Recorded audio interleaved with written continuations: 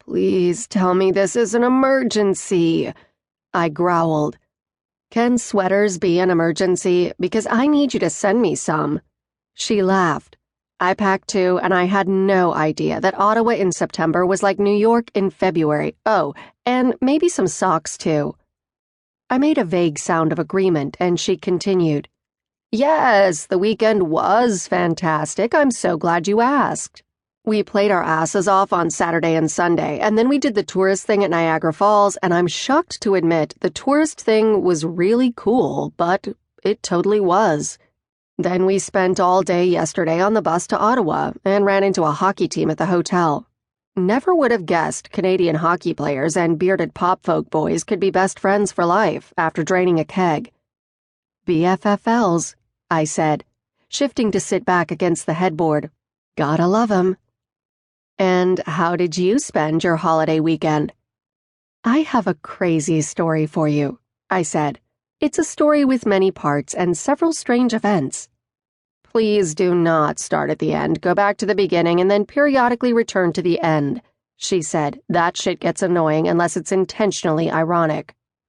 Laughing, I told her about the elevator and Sam, our kiss in the alley behind Sligo's pub, the festivals we visited, the movies we watched, and last night's AC/DC cover band. He was the only person in a suit, three-piece or otherwise, and he spent a full 10 minutes explaining the purpose of pocket squares to the bartender. But he enjoyed himself.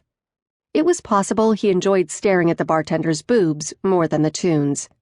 He probably thinks I'm turning into a stalker or something because I wouldn't leave him alone all weekend and then I dragged him out last night. Ellie murmured. "Do I sense that you like this prepster?" "He's really freaking adorable and he's witty and he needs to have some fun," I said. "So, yeah, I do like him." "I feel like you need a sociologist to observe this," Ellie said.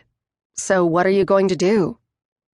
There was no pretending that I wasn't smitten with Sam, and at the very least, there was a curious friendship between us. But more than that, I was determined to figure him out, to understand why I was so drawn to him, to get past the player, and find out why he was working so hard to keep people at a distance. "Gogol Bordello is playing at Brighton Music Hall next weekend," I said. "I bet he's never heard of gypsy punk." "Now there's a dissertation topic," she said. "The impact of live music on prepster reformation." I'd read that. "Huh," I said, my lip caught between my teeth. "That would be interesting." I decided that, if I was going to dominate all of Sam's free time, I should at least see to his education in the fine arts. It was hard to believe that someone who knew this town inside and out was learning about an entirely new world from me, a relative newcomer. His knowledge of the area's music scene was paltry at best, and he'd only been to a handful of painfully mainstream arena shows before meeting me. It was shameful. Before the month of September ended, I introduced him to all my hidden and not-so-hidden favorites, the Sinclair, Cafe 939, Wally's, Great Scott, Paradise, Lansdowne Pub, and Toad. It wasn't contrived, this whole hanging out with Sam thing. Not exactly. I was always on the hunt for live shows, and though he engaged in an ample amount of grousing, he was a willing participant. When he wasn't busy layering on the hand sanitizer or condescending all over the beverage options, he was rocking out with the rest of us. Feigning an adequate amount of snotty disinterest was how he kept his cool kid card. We had fun together, and we enjoyed some tunes in the process. Keeping my eyes open for something new to broaden and deepen Sam's exposure was part of my daily routine now, and that was how I ended up scrolling through show listings instead of grading a waist-high stack of papers. My tastes were about as varied as they came, a collage of genres, artists, time periods, and my strategy with Sam was all about exposing him to a broad range of performances.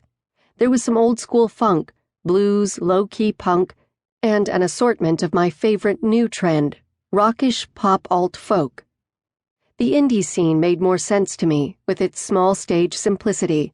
The venues were tiny, carved into bars and pubs. There was an incredible steel drum band playing at a divey joint downtown, and even though I'd probably have to sacrifice my studio time to crank these papers out tomorrow,